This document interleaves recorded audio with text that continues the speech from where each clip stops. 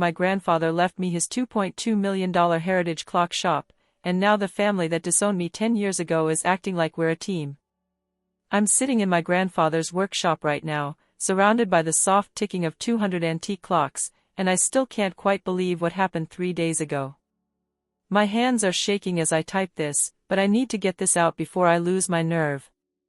This is about betrayal, about greed, and about the most beautiful revenge I never even planned. The hook? My family threw me away like garbage when I was 18. Last Tuesday, they found out I'm now worth more than all of them combined. Let me start from the beginning, because the backstory matters. Hashtag the disowning. 10 years ago, I made the worst decision of my life, at least, that's what my parents called it. I refused to go to law school. In my family, there was only one acceptable path: join the family firm, Whitmore and Associates, corporate law. My father was a senior partner. My mother was a partner. My older brother had just made junior partner. My younger sister was already interning there during her undergraduate summers, practically salivating at the thought of her corner office. And then there was me. The disappointment. The black sheep. The failure. I wanted to be a horologist. I know, when I tell people I wanted to restore antique timepieces for a living, they look at me like I said I wanted to juggle flaming chainsaws for minimum wage. But I didn't care. I'd spent every summer since I was 6 in my grandfather's clock shop, watching his weathered hands breathe life back into mechanisms that hadn't moved in decades.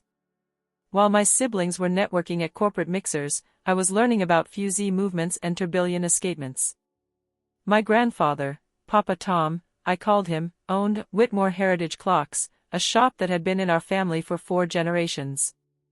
It sat on a beautiful corner lot in the historic downtown district, a 3-story brick building with large display windows that glowed warm and golden in the evenings. Inside, it smelled like machine oil, wood polish, and time itself. Papa Tom never pushed me. Never demanded I follow his footsteps. But he saw something in me that my parents refused to acknowledge: genuine passion. The explosion came 2 weeks before my high school graduation. I'd been accepted to a prestigious university's business program, my parents' compromise, since I'd flat out refused to do pre-law. The plan was simple in their minds: I'd get my business degree, realize the error of my ways, then go to law school like a good little Whitmore. But I'd also been accepted to a specialized horological institute in Switzerland. Full scholarship. It was a once-in-a-lifetime opportunity, the kind of program that only took 12 students worldwide each year. I chose Switzerland. The dinner table confrontation is burned into my memory like a scar. My father's face turned an alarming shade of purple. My mother's voice went cold and sharp, that particular tone that could fillet you alive without raising a single decibel. If you walk away from this family's legacy, my father said, his voice shaking with rage, then you walk away from this family. Period. You're throwing away a guaranteed 6-figure salary to play with trinkets, my mother added, her lip curling with disgust. My brother chimed in with something about me being selfish and immature. My sister just looked at me with this mixture of pity and contempt, like I was a stranger she'd found rummaging through the trash. Only Papa Tom stayed silent. He sat at the end of the table, his massive frame hunched over his untouched plate, his calloused fingers drumming that particular rhythm he always tapped when he was thinking: tick-tock, tick-tock. I'm going to Switzerland, I said quietly. This is my dream. My father threw his napkin on the table. Then you're no longer my daughter. Get out of my house. Dad. Get out. I looked at my mother. She looked away. I looked at my siblings. They said nothing. I looked at Papa Tom. His eyes were wet, but he nodded, just the smallest inclination of his head, a movement as precise as the gears he spent his life fixing. That night, I packed 2 suitcases and left the only home I'd ever known. Papa Tom picked me up in his old pickup truck at midnight, drove me to his small apartment above the shop, and set me up in his spare room. Your father will come around, he told me, though we both knew he was lying. But even if he doesn't, you follow your heart. You hear me? The only time that matters is the time you spend becoming who you're meant to be. I lived with Papa Tom for the 3 months before I left for Switzerland. My parents didn't call. My siblings didn't visit. It was like I'd been erased from the family entirely. But Papa Tom? He made those 3 months magical. We worked side by side in the shop every day. He taught me everything he knew, not just the technical skills, but the philosophy behind the craft. How every clock was a small piece of immortality. How fixing broken things was an act of faith in the future. On my last night before my flight, he pressed a small wooden box into my hands. Inside was his father's pocket watch, a platinum Patek Philippe from 1910, worth at least $30,000. This has been in our family for 4 generations, he said. I want you to have it. Not because of what it's worth, but because of what it represents. Time is the one thing we can't buy, can't steal, can't beg for. We can only choose how we spend it. You're spending yours on something true. That makes you the richest person I know. I sobbed in his arms for an hour. ## the lost years. I spent 3 years in Switzerland, and they were the happiest years of my life. I learned from masters, worked with mechanisms that belonged in museums, and discovered that I was actually good at this. Not just competent, genuinely talented. When I graduated, I was offered apprenticeships in London, Paris, and New York. But Papa Tom was getting older, and his hands weren't as steady as they used to be. So I came home. I moved back into the apartment above the shop. For the next 7 years, Papa Tom and I ran Whitmore Heritage Clocks together. It was a perfect partnership, his experience and my fresh training combined to build something special. We started taking on increasingly prestigious restoration projects. Museums sent us pieces. Private collectors sought us out. We restored a long case clock for a governor, a marine chronometer that had sailed with Shackleton, a mystery clock that once belonged to a silent film star. The shop became something of a destination. Not just a business, but a living piece of history. My family, meanwhile, pretended I didn't exist. I'd see them occasionally from a distance, at charity galas downtown, at upscale restaurants. Once, I passed my sister on the street. We made eye contact. She looked right through me like I was a ghost. It hurt. God, it hurt. There were nights when I'd lie awake wondering if I'd made the wrong choice. If their approval was worth more than my dreams. But then I'd come downstairs in the morning, and Papa Tom would have coffee brewing, and we'd spend the day surrounded by the gentle symphony of ticking clocks, and I'd remember, I'd chosen right. Papa Tom never married, never had children of his own. I was his legacy. He told me that once, on a quiet Tuesday afternoon, while we were working on a particularly stubborn fusee chain. You're the one who'll carry this forward, he said. Not because of your last name. Because you've got the heart for it. That's rarer than you think. 3 months ago, Papa Tom had a stroke. It happened in the workshop. One moment he was adjusting a balance wheel, and the next he was on the floor, his left side unresponsive, his speech slurred. I called 911, rode with him to the hospital, held his hand while the doctors used words like extensive damage and unlikely to recover fully. He spent 6 weeks in the hospital, then another month in a rehabilitation facility. I visited every single day, sometimes sleeping in the chair beside his bed. I ran the shop alone during the day, then spent my evenings reading to him, telling him about the projects I was working on, promising him we'd get back to normal soon. We both knew I was lying. He died on a Tuesday morning, the sunlight streaming through his hospital window, his hand in mine. His last words were, "You're going to be just fine, little tick-tock. Better than fine. Just wait." I cried so hard I thought I might break. ## the will reading. The funeral was small. A few of Papa Tom's old friends from the Watchmakers Guild, some longtime customers, a handful of people from the neighborhood. I arranged everything, paid for everything, sat in the front pew of the church completely alone. My family didn't come. I mean, I didn't expect them to. They hadn't spoken to Papa Tom in years either. He'd chosen my side when they'd forced the choice, and the Whitmore family doesn't forgive disloyalty. But some small, stupid part of me had hoped. Hoped they'd at least acknowledge his passing. Send flowers. Something. They sent nothing. 1 week after the funeral, I received a certified letter from Stevenson and Crane, LLP, the law firm handling Papa Tom's estate.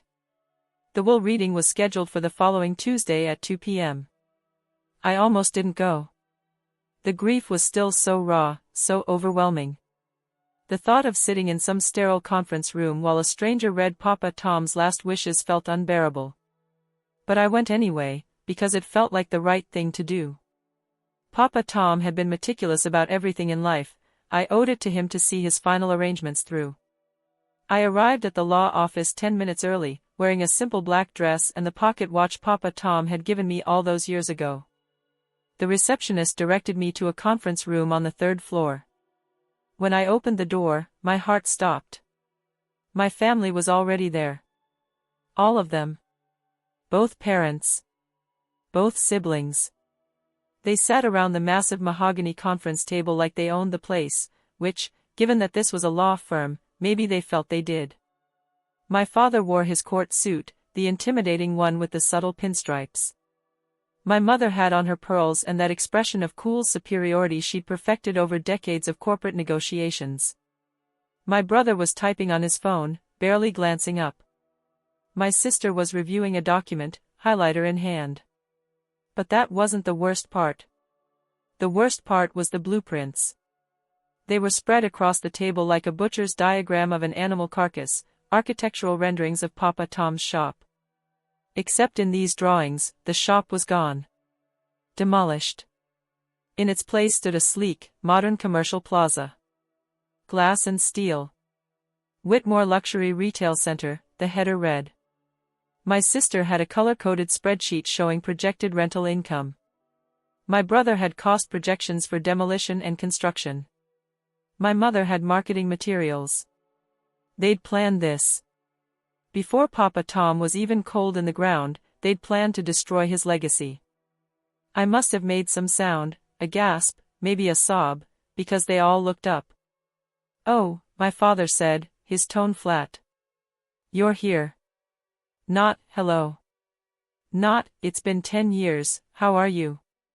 Just, acknowledgement of my presence, like I was the intern who'd brought the coffee. "Of course she's here," my mother said dismissively. "She's probably hoping for some sentimental trinket. A clock or something." She said, "Clock, the way you might say, garbage." My sister looked up from her spreadsheet. "We'll need you to sign off on the demolition permits as soon as the will clears probate. I assume you won't contest? We're prepared to offer you a small percentage of the profits from the retail center. Say, 2%? I couldn't speak. Couldn't move. The sheer audacity, the absolute assumption that they had any right to make decisions about Papa Tom's property, left me breathless. My brother finally looked up from his phone. "Look, I know you have some emotional attachment to the old place, but be realistic. That building is worth more empty than operational. The location alone is sitting on $2.2 million in real estate value. Nobody wants to buy clocks anymore. It's a dying business. The smart move is to liquidate and develop." "Papa Tom," I started, my voice cracking. "Papa Tom is dead," my father cut in coldly. "And while we appreciate that he indulged your little hobby for a few years, it's time for the adults to make the practical decisions. This is business. Try to be professional about it." The door opened before I could respond. A woman in her 50s entered, wearing an impeccably tailored suit and carrying a leather portfolio. She had sharp eyes behind wire-rimmed glasses and the kind of presence that immediately commanded respect. "Good afternoon," she said pleasantly. "I'm Linda Stevenson, senior partner at Stevenson and Crane. Thank you all for coming. Shall we begin?" My family straightened, putting on their professional faces. My father stood and extended his hand. "Charles Whitmore." We spoke on the phone. I assume you've received our preliminary development proposal for the property? Linda's smile didn't waver, but something flickered in her eyes. Please, sit down, Mr. Whitmore. Let's go through the will first, shall we?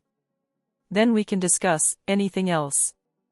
I slid into the chair furthest from my family, my heart pounding so hard I thought it might crack a rib. Linda settled at the head of the table, opened her portfolio, and removed a thick document. This is the last will and testament of Thomas Edward Whitmore, executed 18 months ago and witnessed by myself and 2 associates. I'll be reading the relevant sections aloud. 18 months ago. Long before his stroke. When he was still healthy, still clear-headed. Linda cleared her throat and began. I, Thomas Edward Whitmore, being of sound mind and body, do hereby declare this to be my final will and testament. I have lived a long life, and I've learned that the only legacy that matters is the one built on love, not obligation. The only inheritance worth leaving is the kind that sets people free. My eyes burned. That was so him, even in a legal document, he was philosophical. Linda continued reading through the preliminary sections, some personal items to old friends, a donation to the Watchmakers Guild, his collection of rare books to the public library. Then she reached the section that changed everything. To my grandchildren, Linda paused, adjusting her glasses, I leave the following, to my grandson, my granddaughter, and to my son and daughter-in-law, I leave nothing. They have made their choices, and they have chosen wealth over family, appearances over authenticity. They cast aside someone I love because she refused to fit their mold. I will not reward such cruelty with inheritance. The room went silent. My mother's face drained of color. My father leaned forward, his jaw clenched. My siblings exchanged sharp glances. Linda wasn't finished. To my beloved granddaughter, she looked directly at me, her expression softening. The only person who loved my craft as much as I did, who sacrificed family approval to follow her true calling, who chose passion over prestige. I leave everything. The shop. The building. All business assets, inventory, intellectual property, customer lists, and the land itself. The property located at 847 Heritage Boulevard, currently valued at approximately $2.2 million, is hers entirely and irrevocably. I stopped breathing. $2.2 million. The shop. Everything. Mine. That's insane, my brother exploded. You can't give a multi-million-dollar property to someone who's completely unqualified to. Mr. Whitmore, Linda said sharply, I suggest you remain quiet and let me finish. My father stood up, his face flushed. This will is clearly the product of undue influence. She manipulated an elderly man. Sit down. Linda's voice was ice. Or I'll have security escort you out. My father sat, but his eyes were blazing. Linda looked back at the document, and I swear I saw the hint of a smile. Now, there is one additional clause that Mr. Whitmore was particularly insistent I include. He called it his insurance policy. Oh no. Oh God. I knew that tone.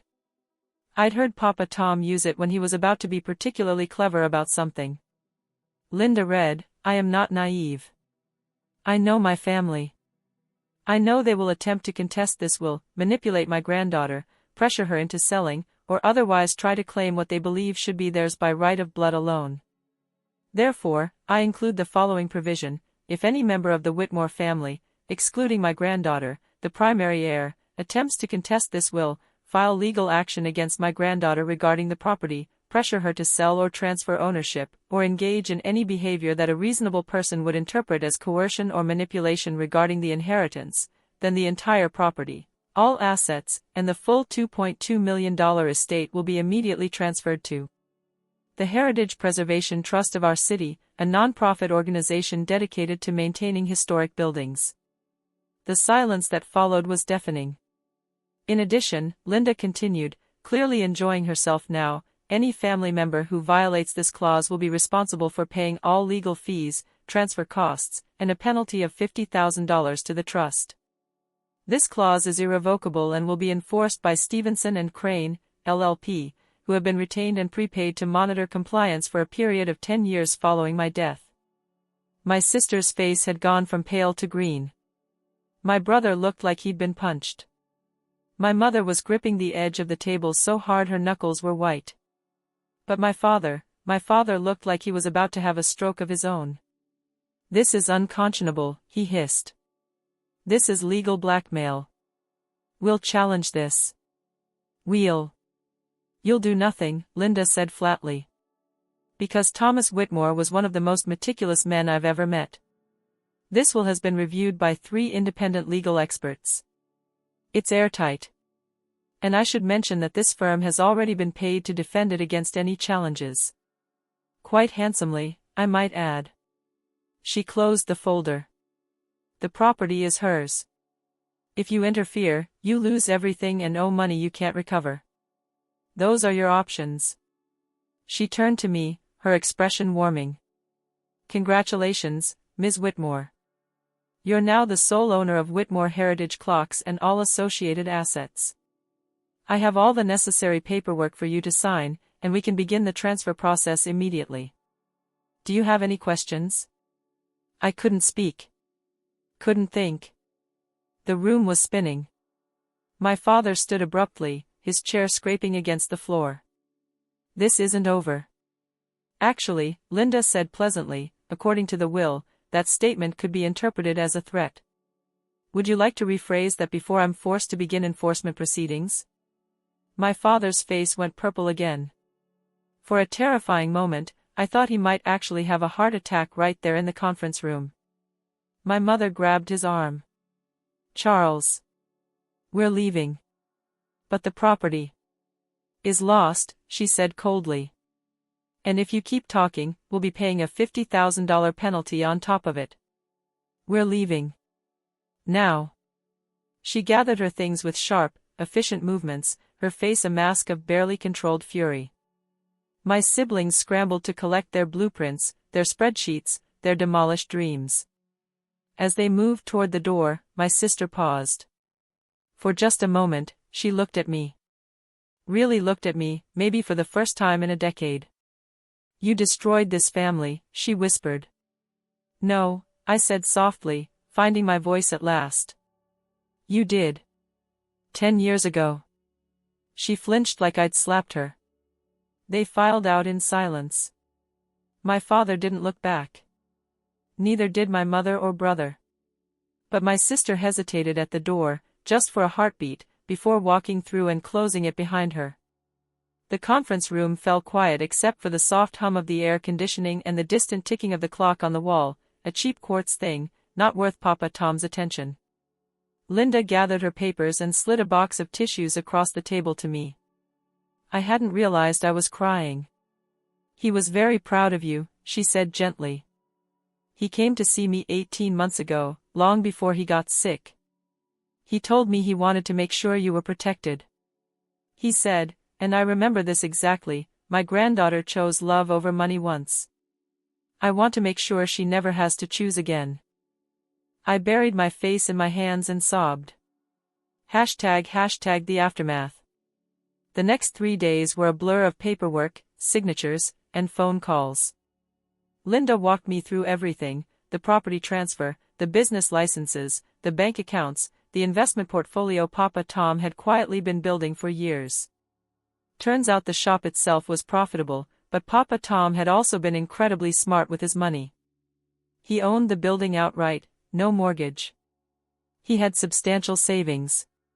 He had investments in watch companies and luxury goods manufacturers that had performed exceptionally well. When Linda showed me the final number, the complete value of everything I'd inherited, I had to sit down. $2.4 million. Not $2.2 million. More. The property value has increased since he wrote the will, Linda explained. The historic district has become even more desirable. You're sitting on a gold mine, and you didn't even know it. But the money wasn't what broke me. It was the letter. Linda handed it to me on the 3rd day, after all the legal documents were signed and filed. It was in a sealed envelope, marked in Papa Tom's distinctive handwriting, for my little tick-tock. Open when you're ready. I waited until I was back at the shop, sitting in his favorite chair in the workshop, surrounded by the gentle symphony of 200 clocks marking time in their own rhythms. Then I opened it. My dearest girl. Asterisk, if you're reading this, I'm gone. I'm sorry for that. I wanted more time with you. More time is always what we want, isn't it? That's the irony of being a clockmaker. We spend our lives preserving time, but we can't create it. We can't stop it. We can only honor it, asterisk. Asterisk, I'm writing this while I'm still healthy, still clear-headed, because I want you to hear these words without the fog of grief between us. I want you to understand what I've done and why, asterisk. Asterisk, when you were 18 and your father threw you out, I watched something happen that broke my heart. I watched your family choose pride over love. They decided that their vision of success was more important than your happiness. They decided that their legacy, a law firm, of all things, mattered more than your dreams, asterisk. Asterisk, I couldn't fix that. I couldn't make them see you the way I saw you. But I could do one thing, I could protect you from ever being at their mercy again, asterisk. Asterisk, this shop, this building, this business, it's not just an inheritance. It's a fortress. It's your independence. It's your freedom to choose your own path without ever having to worry about whether they approve, asterisk. Asterisk, the property is worth a fortune, yes. But please, please don't sell it just because it's valuable. This place is more than real estate. It's a piece of history. It's a craft that's dying. It's 4 generations of our family pouring their lives into something beautiful, asterisk. Asterisk, more than that, it's proof that some things are worth more than money.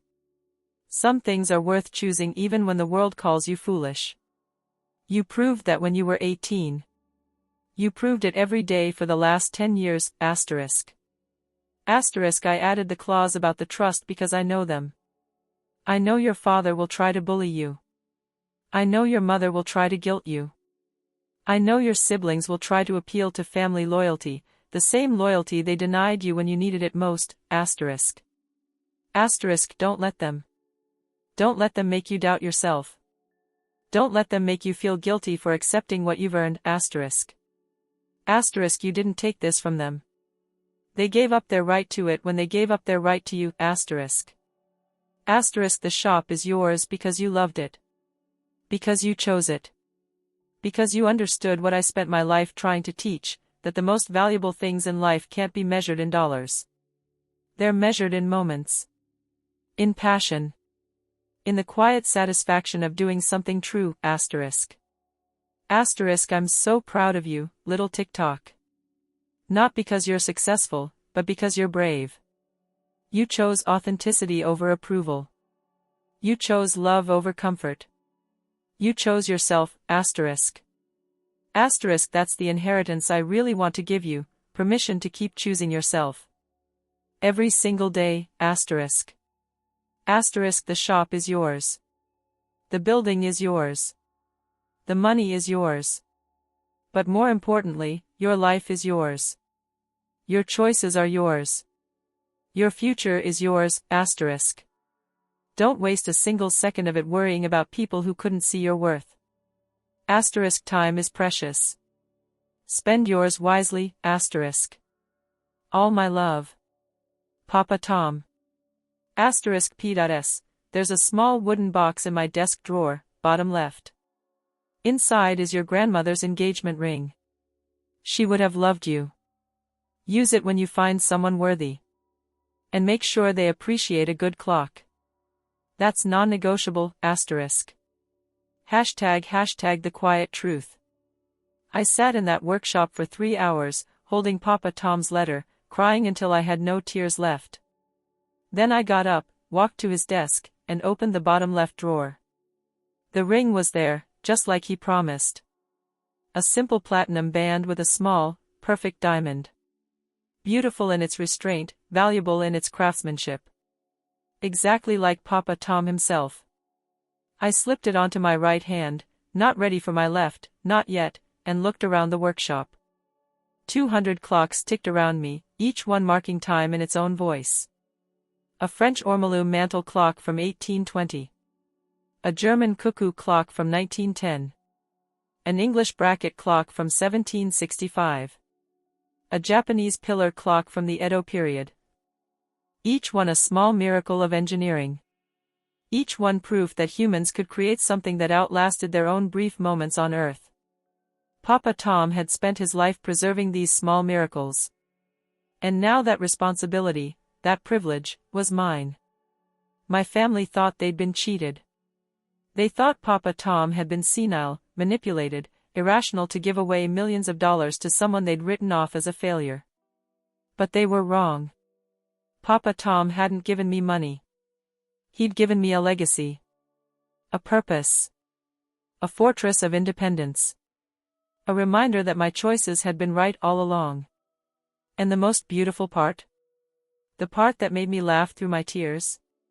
They couldn't do a damn thing about it. Every threat was a financial penalty.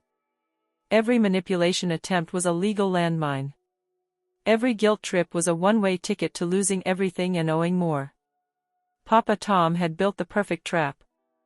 Not out of cruelty, he wasn't a cruel man, but out of love. He'd looked at the people who hurt me and thought, not anymore. Never again, The shop wasn't worth millions because of the building or the land. It was worth millions because it was proof that love is stronger than greed. That some people will protect you even after they're gone. That choosing yourself isn't selfish, it's survival. ## 3 months later. I'm still in the shop. Still restoring clocks. Still living in the apartment upstairs. But things have changed. I hired 2 apprentices, young people like I was once, passionate about a dying craft, willing to sacrifice easier paths for something true. I established the Thomas Whitmore Memorial Scholarship for aspiring horologists. Full ride to the same Swiss institute that changed my life. I donated 10% of the business profits to the Heritage Preservation Trust, the same organization that would have received everything if my family had tried to interfere. They send me updates about the historic buildings they're saving. It makes me smile every time. And the shop itself? It's thriving. Turns out there's a market for people who appreciate craftsmanship, history, and the slow, meditative art of mechanical perfection. We're booked solid for restorations 18 months out. My family hasn't contacted me. Not once. I saw my sister 2 weeks ago, across the street from the shop.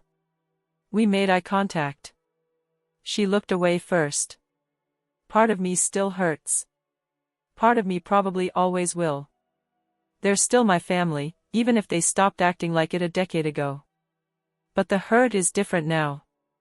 It's not the desperate, aching hurt of abandonment. It's the quiet, distant hurt of accepting that some people will never see you clearly. Some people will never choose love over pride. And that's okay. Because I did. I do. Every single day. Tonight, I'm working on a long case clock from 1790. It hasn't run in 40 years. The previous owner thought it was beyond repair, but I can see the potential still hiding inside its silent mechanisms. It's going to take me weeks. Maybe months. I'll have to fabricate some parts by hand. I'll have to be patient, meticulous, gentle. But when I'm done, it'll tick again. It'll keep time again. It'll prove that broken things can be fixed if someone cares enough to try. As I work, I can feel Papa Tom's presence in the shop. In the worn smoothness of the workbench. In the organized chaos of tools that each have their perfect place. In the soft symphony of 200 clocks marking moments, minutes, hours, days. Time keeps moving forward. That's what clocks teach us. But some gifts, some acts of love, they echo backward through time too. They change the past by changing how we understand it. My family thought they were punishing me when they threw me out. But they were freeing me. My family thought Papa Tom was being vindictive when he wrote his will. But he was being protective. My family thought they were entitled to millions of dollars. But they were owed nothing. And me? I thought I was alone. But I never was. Not for a single tick of the clock. The shop is mine now. The building is mine. The future is mine. And I'm going to spend every second of it doing exactly what Papa Tom would have wanted, keeping time, preserving history, and choosing love over everything else. Every single day. Asterisk tick-tock. Tick-tock. Tick-tock, asterisk. Edit asterisk holy hell, this blew up. Thank you all for the support. Some people have asked if I'm scared my family will escalate. Honestly? No. Linda, my lawyer, has sent them a very polite letter reminding them of the terms of the will. They're lawyers themselves, they know they can't win this. Edit 2 asterisk for those asking about the shop, yes, we do take commission work. But please be patient. We're a small operation and we're currently booked through 2028. Quality takes time. That's kind of the whole point. Edit 3 asterisk someone asked if I've forgiven my family. That's complicated. I've accepted what happened. I've moved forward. Forgiveness implies they've asked for it, and they haven't. Maybe someday. But I'm not holding my breath or my life waiting for that moment. Final edit asterisk to everyone who reached out with their own stories of family estrangement and found validation in mine, thank you. You're not alone. Sometimes the family we choose, or the family that chooses us, is worth more than the family we're born into. Papa Tom taught me that. And to anyone out there who's 18 years old and facing a similar choice, choose yourself. Choose your passion. Choose your truth. It might cost you everything in the short term. But in the long term, you'll inherit something far more valuable than money. You'll inherit yourself.